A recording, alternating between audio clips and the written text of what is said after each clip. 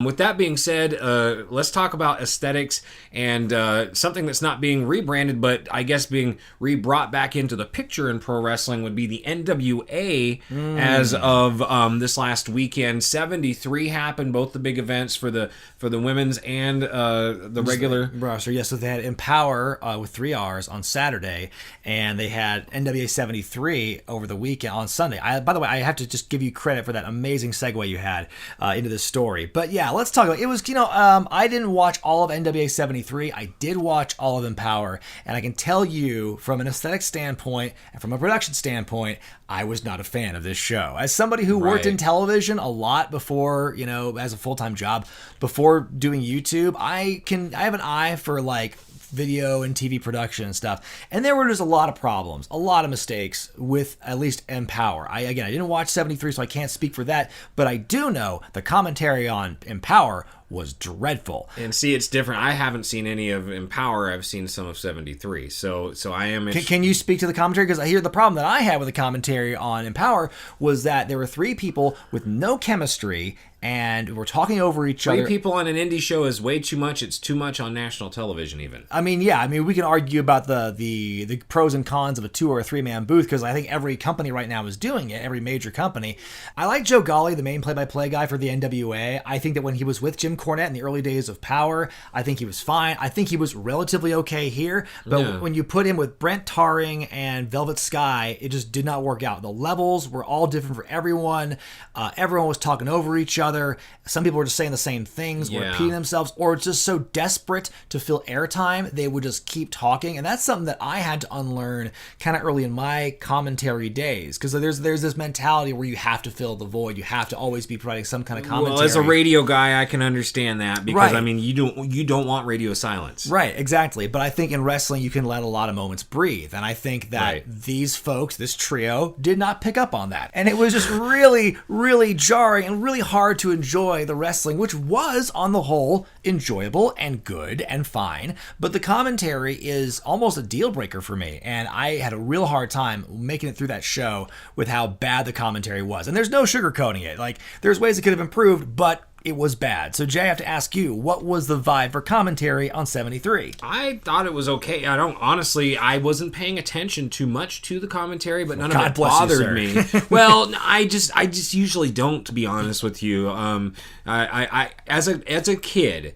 I did a lot of my own commentary, playing with my action figures and stuff in my head. That I just do it now, and when I'm watching a show, I really don't care what the commentators are saying. I know what I'm thinking about. What you would say if you were in that position. And that is the difference, though, because they probably don't know that you can let wrestling, because it's a visual thing and you're on pay-per-view. You can allow that to play itself out in front of you. If we're on the podcast right now and we need to think about something, we don't just let it go silent for 2 minutes. We edit it out. We edit it out. It makes sense this way. But let me put this into perspective just real quick. You know how it is day of show. Like, remember when we did the Internet Darlings? Mm-hmm. And remember how stressed you were that day? Yes. Can you imagine if you also, on top of running your own show, had to make sure that you cued everybody in the back to come out? You had to also listen to the commentary on your headset. You had to do this and that. I mean, like, literally, you kind of have to delegate those things. So I highly doubt that Billy Corgan had like an earbud in and was listening to this all night, and he was going, "Hey guys, you can kind of shut up." But and I'm not saying Billy Corgan should have been doing that, but somebody... Well, yes, but that's what I'm saying, is that this is also still the NWA. I mean, dude, I'm sorry,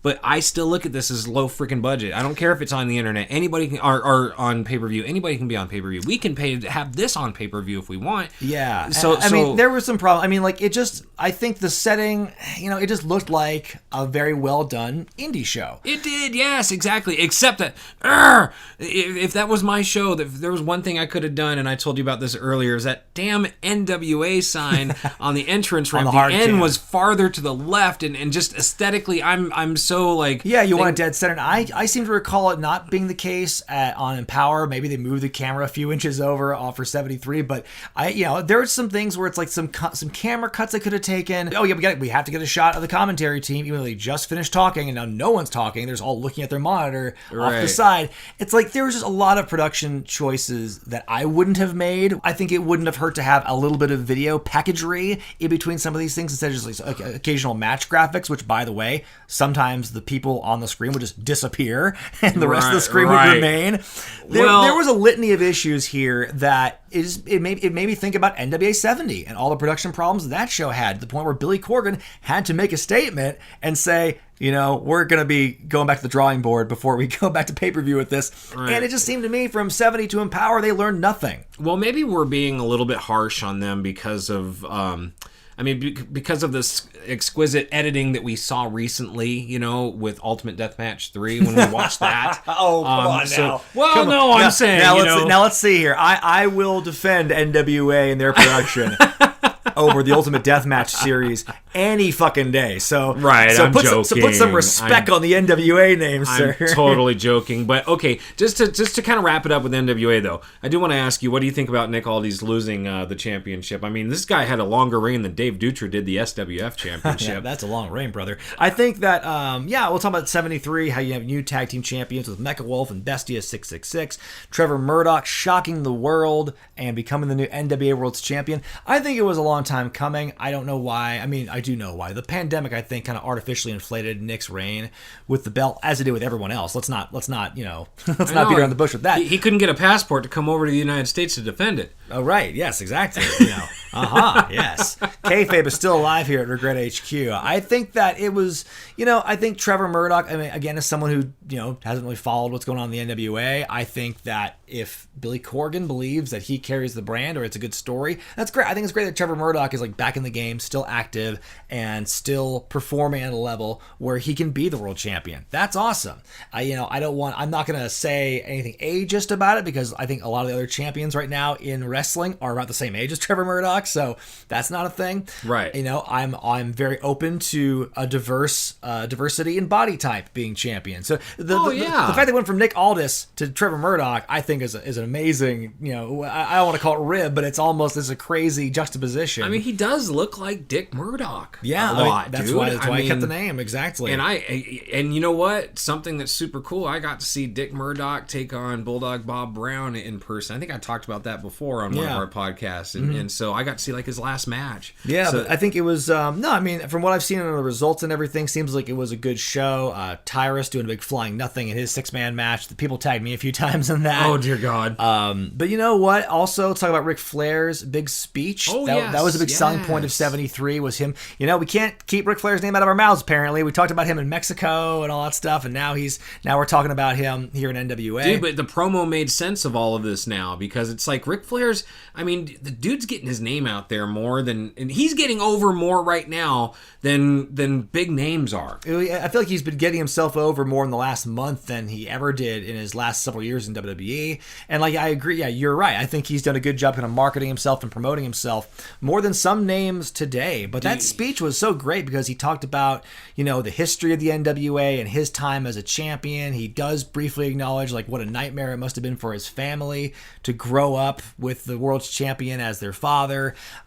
He put over everybody. He thanked everybody. He thanked Vince McMahon in that speech. Yeah, he said he loved them. Yeah, he talked about The Undertaker, Stone Cold. Mm-hmm. I couldn't believe it. The names he dropped. But that being said, too, he talked about how he had defended his title right there in that town many times, as well.